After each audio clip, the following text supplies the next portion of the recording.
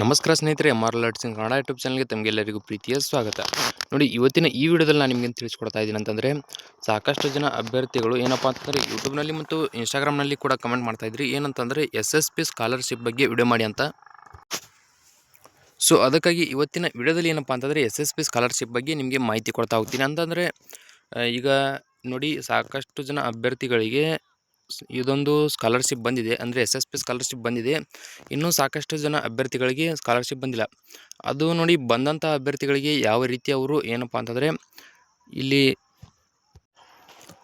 Approval ಆಗಿರ್ಬೋದು ಮತ್ತು eligibility ಆಗಿರ್ಬೋದು ಏನಂತ ಕೊಟ್ಟಿದ್ದಾರೆ, ಅಂದರೆ ನಿಮ್ಮ ಒಂದು ನೀವು ಏನು ಅಪ್ಲಿಕೇಶನ್ ಹಾಕಿರ್ತೀರ SSP ಸ್ಕಾಲರ್ಶಿಪ್ಗೆ, ಅದನ್ನು ಯಾವ ರೀತಿ ಅಪ್ರೂವಲ್ ಮಾಡಿದ್ದಾರೆ ಮತ್ತು ಎಲಿಜಿಬಿಲಿಟಿ ಯಾವ ರೀತಿ ಇರುತ್ತೆ, ಅಂದರೆ ದುಡ್ಡು ಯಾರ್ಯಾರಿಗೆ ಬಂದಿದೆ, ಅಂದರೆ ಸ್ಕಾಲರ್ಶಿಪ್ ಯಾರ್ಯಾರಿಗೆ ಬಂದಿದೆ ಅವರಿಗೆ ಎಲಿಜಿಬಿಲಿಟಿ ಯಾವ ರೀತಿ ತೋರಿಸ್ತಾ ಇದ್ದಾರೆ, ಅದನ್ನು ಎಲ್ಲ ನಿಮಗೆ ತೋರಿಸ್ತಾ ಹೋಗ್ತೀನಿ. ಸೊ ಇಲ್ಲಿ ನಿಮಗೆ ನೋಡಿ, ಅಂದರೆ ಎಷ್ಟು ಸ್ಕಾಲರ್ಶಿಪ್ ಬಂದಿದೆ ಮತ್ತು ಯಾವ ರೀತಿ ಬಂದಿದೆ ಎಲ್ಲ ಮಾಹಿತಿ ನಿಮಗೆ ಇದೇ ವಿಡಿಯೋದಲ್ಲಿ ತಿಳಿಸ್ತೀನಿ. ಮಿಸ್ ಮಾಡದೆ ಏನಪ್ಪ ಅಂತಂದರೆ ವಿಡಿಯೋ ಕೊನೆವರೆಗೂ ನೋಡಿ. ವಿಡಿಯೋ ಇಷ್ಟ ಆದರೆ ಲೈಕ್ ಮಾಡಿ, ಮತ್ತು ಇನ್ನೂ ಯಾರ್ಯಾರು ಸಬ್ಸ್ಕ್ರೈಬ್ ಮಾಡ್ಕೊಂಡಿಲ್ಲ ದಯವಿಟ್ಟು ಸಬ್ಸ್ಕ್ರೈಬ್ ಮಾಡಿಕೊಂಡು ಪಕ್ಕದಲ್ಲಿರುವಂಥ ಬೆಲ್ಲೈಕನ್ ಕ್ಲಿಕ್ ಮಾಡಿ ಆಲ್ ಅಂತ ಸೆಲೆಕ್ಟ್ ಮಾಡಿ. ಯಾಕಂದರೆ ಮುಂದೆ ನಾವು ಯಾವುದೇ ವಿಡಿಯೋ ಬಿಟ್ಟರೆ ನಿಮಗೆ ತಟ್ಟಂತ ನೋಟಿಫಿಕೇಶನ್ ಬರುತ್ತೆ. ಸೊ ಇದೇ ವಿಡಿಯೋ ಕೆಳಗಡೆ ಡಿಸ್ಕ್ರಿಪ್ಷನಲ್ಲಿ ವಾಟ್ಸಪ್ ಚಾನಲ್ ಲಿಂಕ್ ಮತ್ತು ಟೆಲಿಗ್ರಾಮ್ ಚಾನಲ್ ಲಿಂಕ್ ಕೊಟ್ಟಿರ್ತೀನಿ, ಅದರ ಮೇಲೆ ಕ್ಲಿಕ್ ಮಾಡಿ ಜಾಯ್ನ್ ಆಗಿ, ಅದರಲ್ಲೂ ನಿಮಗೆ ಎಲ್ಲ ಮಾಹಿತಿ ಸಿಗುತ್ತೆ. ಸೊ ಈಗ SSP ಸ್ಕಾಲರ್ಶಿಪ್ ಬಗ್ಗೆ ನಿಮಗೆ ಮಾಹಿತಿ ಕೊಡ್ತಾ ಹೋದರೆ, ಈಗ ನೀವು ಕೂಡ ನಾನು ಯಾವ ರೀತಿ ಚೆಕ್ ಮಾಡ್ತೀನಿ ಅದೇ ರೀತಿ ಚೆಕ್ ಮಾಡಿದರೆ ನಿಮಗೂ ಕೂಡ ಗೊತ್ತಾಗುತ್ತೆ. ಅಂದರೆ ನಿಮ್ಮ ಒಂದು ಏನೋ SSP ಸ್ಕಾಲರ್ಶಿಪ್ ದುಡ್ಡು ನಿಮ್ಮ ಬ್ಯಾಂಕ್ಗೆ ಬರುತ್ತೋ ಅಥವಾ ಇಲ್ಲೋ ಎಂಬುದು ಗೊತ್ತಾಗ್ಬಿಡುತ್ತೆ. ಸೊ ಈಗ ನೋಡ್ತಾ ಹೋಗೋಣ. ಮೊದಲಿಗೆ ಗೂಗಲ್ನ ಓಪನ್ ಮಾಡ್ಕೊಳ್ಳಿ. ಓಪನ್ ಮಾಡ್ಕೊಂಡ ತಕ್ಷಣ ಇಲ್ಲಿ ssp.karnataka.gov.in ಸ್ಕಾಲರ್ಶಿಪ್ ಅಂತ ಸರ್ಚ್ ಮಾಡಿ. ಈಗ ನಾನು ಕೂಡ ನಿಮ್ಮ ಮುಂದೆ ಏನಪ್ಪ ಅಂದರೆ ಲೈವ್ ಪ್ರೂಫಾಗಿ ಚೆಕ್ ಮಾಡ್ತಾಯಿದ್ದೀನಿ. ಸೊ ದುಡ್ಡು ಬಂದಂತಹ ಅಭ್ಯರ್ಥಿಗಳಿಗೆ ಯಾವ ರೀತಿ ಅಪ್ರೂವಲ್ನ ಕೊಟ್ಟಿದ್ದಾರೆ ಮತ್ತು ಎಲಿಜಿಬಿಲಿಟಿ ಯಾವ ರೀತಿ ಇದೆ ಎಲ್ಲ ಮಾಹಿತಿ ನಿಮಗೆ ಸಿಗುತ್ತೆ. ಸೊ ಈಗ ನೋಡ್ತಾ ಹೋಗೋಣ. ಈ ನೀವು ಸರ್ಚ್ ಮಾಡಿದ ತಕ್ಷಣ ಇಲ್ಲಿ ನಿಮಗೆ ಏನಪ್ಪ ಅಂತಂದರೆ ಈ ರೀತಿಯಾದ ಒಂದು ಇಂಟರ್ಫೇಸ್ ಬರುತ್ತೆ. ಸೊ ಇಲ್ಲಿ ಕರ್ನಾಟಕ ಸ್ಕಾಲರ್ಶಿಪ್ ಅಂತ ಏನು ಬ್ಲೂನಲ್ಲಿ ಕಾಣ್ತಾ ಇದೆ, ಅದರ ಮೇಲೆ ಕ್ಲಿಕ್ ಮಾಡಿ.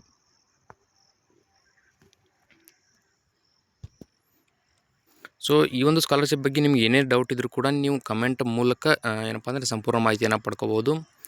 ಏನೇನು ಡೌಟ್ ಇರುತ್ತೋ ನೀವು ಕಮೆಂಟ್ ಮಾಡಿ.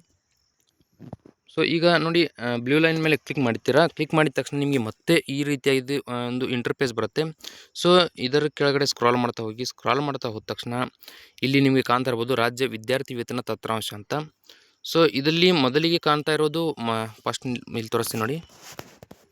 ಫಸ್ಟ್ ಬ್ಲೂ ಬಾಕ್ಸ್ನಲ್ಲಿ ಕಾಣ್ತಾ ಇರೋದು ಏನಪ್ಪ ಅಂತಂದರೆ ಮೆಟ್ರಿಕ್ ಪೂರ್ವ ಹಾಗೂ ಮೆಟ್ರಿಕ್ ನಂತರದ ವಿದ್ಯಾರ್ಥಿಗಳಿಬ್ಬರಿಗೂ ಅನ್ವಯ ಅಂತ ಕೊಟ್ಟಿದ್ದಾರೆ.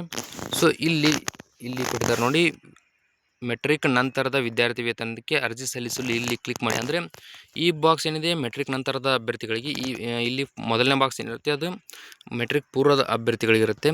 ಸೊ ಈಗ ನೀವು ಏನಪ್ಪ ಅಂತಂದರೆ ಮೆಟ್ರಿಕ್ ನಂತರದ ಅಭ್ಯರ್ಥಿಗಳಾಗಿದ್ದರೆ ಸೆಕೆಂಡ್ ಒನ್ ಕ್ಲಿಕ್ ಮಾಡಿ, ಇಲ್ಲ ನೀವು ಮೆಟ್ರಿಕ್ ಪೂರ್ವ ಆಗಿದ್ದರೆ ಫಸ್ಟ್ ಒನ್ ಕ್ಲಿಕ್ ಮಾಡಿ. ಈಗ ನಾನು ಸೆಕೆಂಡ್ ಒನ್ ಕ್ಲಿಕ್ ಮಾಡ್ತಾಯಿದ್ದೀನಿ. ಕ್ಲಿಕ್ ಮಾಡಿದ ತಕ್ಷಣ ನಿಮಗೆ ಇಲ್ಲಿ ಏನಪ್ಪ ಅಂತಂದರೆ ಲಾಗಿನ್ ಆಗೋಕ್ಕೆ ಕೇಳುತ್ತೆ. ಲಾಗಿನ್ ಆಗೋಕ್ಕೆ ಅಂತಂದರೆ ನಿಮ್ಮ ಒಂದು ಯೂಸರ್ ID ಮತ್ತು ಪಾಸ್ವರ್ಡನ್ನು ನೀವು ಹಾಕಬೇಕಾಗುತ್ತೆ. ಅಂದರೆ ನಿಮ್ಮ ಒಂದು SSP ID ಮತ್ತು ಇಲ್ಲಿ ಪಾಸ್ವರ್ಡ್, ನೀವು ಅಪ್ಲಿಕೇಶನ್ ಹಾಕುವಾಗ ಪಾಸ್ವರ್ಡನ್ನು ಕ್ರಿಯೇಟ್ ಮಾಡಿರ್ತಾರೆ, ಅದನ್ನು ಇಲ್ಲಿ ನೀವು ಫಿಲ್ ಮಾಡಬೇಕಾಗತ್ತೆ. ಸೊ ಈಗ ನಾನು ಕೂಡ ಇಲ್ಲಿ ಫಿಲ್ ಮಾಡ್ತೀನಿ. ಫಿಲ್ ಮಾಡಿದ ತಕ್ಷಣ ಇಲ್ಲಿ ಕ್ಯಾಪ್ಚಾ ಏನು ಕಾಣ್ತಾ ಇದೆ ನೋಡಿ, ಕ್ಯಾಪ್ಚಾವನ್ನು ನಮೂದಿಸಿ ಅಂತ ಅದನ್ನು ಇಲ್ಲಿ ಬ್ಲೂ ಬಾಕ್ಸ್ನಲ್ಲಿ ಕೊಟ್ಟಿರ್ತಕ್ಕಂಥ ಲೆಟರ್ಗಳನ್ನು ಇಲ್ಲಿ ಕ್ಯಾಪ್ಚಾ ಅಂತ ಏನು ಬರೆದಿದ್ದಾರೋ ಅಲ್ಲಿ ನೀವು ಫಿಲ್ ಮಾಡಬೇಕಾಗತ್ತೆ. ಈಗ ನಿಮ್ಮ ಮುಂದೆ ನಾನು ಏನಪ್ಪ ಅಂದರೆ ಕ್ಯಾಪ್ಚಾ ಫಿಲ್ ಮಾಡ್ತೀನಿ ನೋಡಿ, JRTRZ.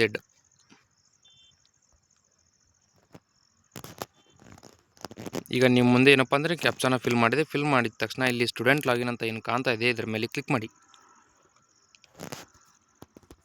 ಕ್ಲಿಕ್ ಮಾಡಿದ ನಂತರ ನಿಮಗೆ ಈ ರೀತಿಯಾದ ಒಂದು ಪೇಜ್ ಓಪನ್ ಆಗುತ್ತೆ. ಇಲ್ಲಿ ಏನಪ್ಪ ಅಂತಂದರೆ ಎಲ್ಲ ನಿಮಗೆ ಮಾಹಿತಿ ಸಿಗುತ್ತೆ. ಅಂತಂದರೆ SSP ಸ್ಕಾಲರ್ಶಿಪ್ ಬಗ್ಗೆ ಇಲ್ಲಿ ಅಪ್ಲೈ ಫಾರ್ ಪೋಸ್ಟ್ ಮೆಟ್ರಿಕ್ ಆಗಿರ್ಬೋದು, ಅಂದರೆ ನೀವು ಅಪ್ಲಿಕೇಶನ್ ಹಾಕಬೇಕಂತಂದರೆ ಇಲ್ಲಿ ತೋರಿಸ್ತೀನಿ ನೋಡಿ, ಇಲ್ಲಿ ಕ್ಲಿಕ್ ಮಾಡಬೇಕಾಗತ್ತೆ. ಅಪ್ಲಿಕೇಶನ್ ಹಾಕಬೇಕಂತಂದರೆ ನಿಮಗೆ ಪ್ರಿಂಟ್ ಬೇಕಂದರೆ ಇಲ್ಲಿ ಕ್ಲಿಕ್ ಮಾಡ್ಬೋದು. ಇಲ್ಲಿ ಅಪ್ಲೋಡ್ ಅಟೆನ್ಷನ್ ಡಾಕ್ಯುಮೆಂಟ್ಸ್ ಅಂದರೆ ಇಲ್ಲಿ ಕ್ಲಿಕ್ ಮಾಡ್ಕೋಬೇಕು. ಅಂದರೆ ಡಾಕ್ಯುಮೆಂಟ್ಸ್ ಏನಾದರೂ ಆ್ಯಡ್ ಮಾಡಬೇಕಂತಂದರೆ ಇಲ್ಲಿ ಕ್ಲಿಕ್ ಮಾಡ್ಕೋಬೇಕು. ನೀವು ಈಗ ಏನಪ್ಪ ಅಂತಂದರೆ ನಿಮ್ಮ ಒಂದು SSP ಸ್ಕಾಲರ್ಶಿಪ್ ಹಣ ಯಾವಾಗ ಜಮಾ ಆಗುತ್ತೆ ಮತ್ತು ಏನಪ್ಪ ಅಂತಂದರೆ ನಿಮ್ಮ ಒಂದು ಎಲಿಜಿಬಿಲಿಟಿ ಎಸ್ ಆಗಿದೆಯೋ ಅಥವಾ ನೋ ಆಗಿದೆಯೋ, ಇಲ್ಲ ನಿಮಗೆ ದುಡ್ಡು ಬರುತ್ತೋ ಇಲ್ಲೋ ಎಲ್ಲ ಚೆಕ್ ಮಾಡ್ಕೋಬೇಕಂತಂದರೆ ಇಲ್ಲಿ ತೋರಿಸಿ ನೋಡಿ, ಇಯರ್ ವೈಸ್ ಸ್ಟೂಡೆಂಟ್ ಸ್ಟೇಟಸ್ ಅಂತ ಏನು ಕಾಣ್ತಾ ಇದೆ ನಿಮಗೆ ಇಲ್ಲಿ ತೋರಿಸಿ ನೋಡಿ, ಇದರ ಮೇಲೆ ನೀವು ಕ್ಲಿಕ್ ಮಾಡ್ಕೋಬೇಕಾಗತ್ತೆ. ಈಗ ನಿಮ್ಮ ಮುಂದೆ ಕ್ಲಿಕ್ ಮಾಡ್ತೀನಿ ನೋಡಿ.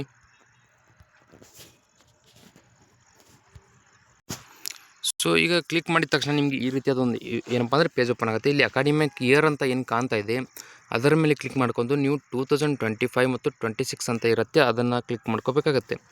ಕ್ಲಿಕ್ ಮಾಡ್ಕೊಂಡ ತಕ್ಷಣ ಇಲ್ಲಿ ತೋರಿಸ್ತೀನಿ ನೋಡಿ, ವ್ಯೂ ಅಂತ ಏನು ಆಪ್ಷನ್ ಕಾಣ್ತಾ ಇದೆ ಗ್ರೀನ್ ಬಾಕ್ಸ್ನಲ್ಲಿ, ಅದನ್ನು ಕ್ಲಿಕ್ ಮಾಡಬೇಕಾಗತ್ತೆ.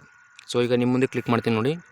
ಸೊ ಇಲ್ಲಿ ಕ್ಲಿಕ್ ಮಾಡಿದ ತಕ್ಷಣ ನಿಮಗೆ ಈ ರೀತಿಯಾದ ಒಂದು ಪೇಜ್ ಓಪನ್ ಆಗುತ್ತೆ. ಇಲ್ಲಿ ಕಾಣ್ತಾ ಇರ್ಬೋದು ನಿಮಗೆ Karnataka state scholarship portal scholarship disbursal details ಅಂತ, ಇದರ ಒಂದು ಡೀಟೇಲ್ ನಿಮಗೆ ಸಂಪೂರ್ಣವಾಗಿ ಇಲ್ಲಿ ಸಿಗುತ್ತೆ. ಇಲ್ಲಿ ತೋರಿಸ್ತಾ ಹೋಗ್ತೀನಿ ನೋಡಿ.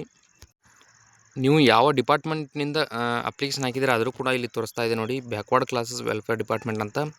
ಸೊ ಇಲ್ಲಿ ನೋಡ್ತಾ ಹೋದರೆ ಇಲ್ಲಿ ಏನಪ್ಪ ಅಂದರೆ ಪರ್ಸನಲ್ ಡೀಟೇಲ್ಸ್ ಕೂಡ ಕಾಣುತ್ತೆ.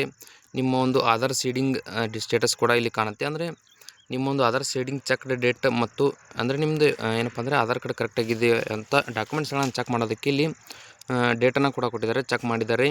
So Aadhaar seeded with bank ಅಂತ ಬಂದಿದೆ, ಅದರ ಮುಂದೆ ಎಸ್ ಅಂತ ಕೂಡ ಬಂದಿದೆ. ಅಂದರೆ ಈ ರೀತಿಯಾಗಿ ಎಲ್ಲ ಎಸ್ ಅಂತ ಬರಬೇಕು. ಸೊ ಈಗ ನೆಕ್ಸ್ಟ್ ಪೇಜ್ ನೋಡ್ತಾ ಹೋಗೋಣ. ನೀವು ನೆಕ್ಸ್ಟ್ ಪೇಜ್ ನೋಡಬೇಕಂತಂದರೆ ಇಲ್ಲಿ ತೋರಿಸ್ತೀನಿ ನೋಡಿ. ಇಲ್ಲಿ ಏನು ಕಾಣ್ತಾ ಇದೆ ನಿಮಗೆ, ಇಲ್ಲಿ ಏನು ಕಾಣ್ತಾ ಇದೆ ನೋಡಿ, ಇದರ ಮೇಲೆ ಕ್ಲಿಕ್ ಮಾಡಿದರೆ ಸಾಕು, ನಿಮಗೆ ನೆಕ್ಸ್ಟ್ ಪೇಜ್ ಓಪನ್ ಆಗುತ್ತೆ. ಕ್ಲಿಕ್ ಮಾಡಿದ ನಂತರ ಇಲ್ಲಿ ಈ ರೀತಿಯಾಗಿ ಒಂದು ಪೇಜ್ ಓಪನ್ ಆಗುತ್ತೆ. ಇಲ್ಲಿ ಏನಪ್ಪ ಅಂತಂದರೆ ಡಿಪಾರ್ಟ್ಮೆಂಟ್ ಹೆಸರು ಬಂದಿದೆ ನೋಡಿ, ಬ್ಯಾಕ್ವರ್ಡ್ ಕ್ಲಾಸಸ್ ವೆಲ್ಫೇರ್ ಡಿಪಾರ್ಟ್ಮೆಂಟ್ ಅಂತ. ಅದರ ಮುಂದೆ ಕಂಪೋನೆಂಟ್ ಅಂದರೆ ನಿಮ್ಮ ಸ್ಕಾಲರ್ಶಿಪ್ ಎದರ ಮುಖಾಂತರ ಬಂದಿದೆ ಅಂತ ಇಲ್ಲಿ ತೋರಿಸ್ತೀನಿ ನೋಡಿ.